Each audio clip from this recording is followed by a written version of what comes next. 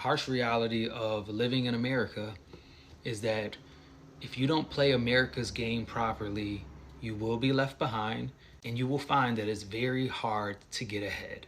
The people who get the most out of this economy, who experience the great and the upside of this economy, are people who invest in income producing assets or appreciating assets.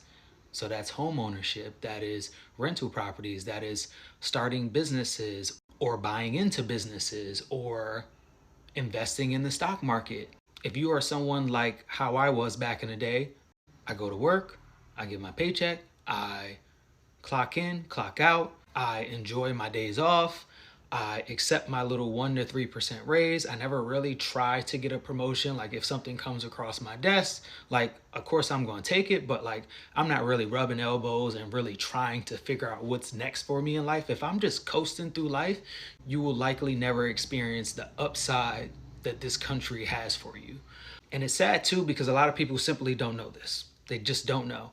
This economy has been god awful to people who do not have money since COVID. Since 2020 pandemic time, it's been awful. On the same token, there's been a lot of people who have made a lot of money.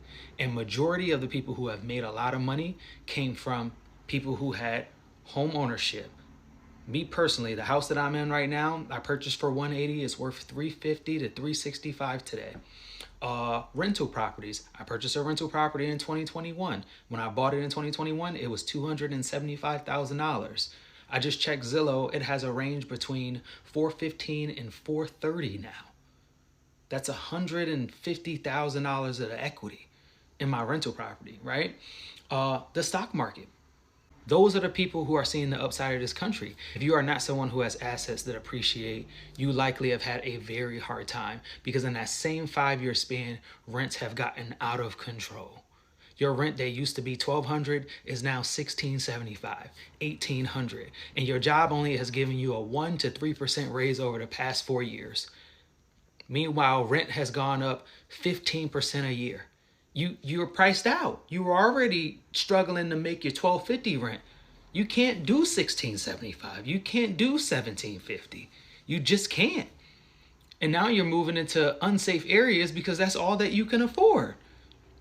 And it's unfair, but at the same time, you have to play the game. If you don't play these people's game, you will be left behind. So my message to you is figure out all you can to pay off your debt, get out of debt, make some extra money, and get some of your money into these income producing and appreciating assets. That's the only way you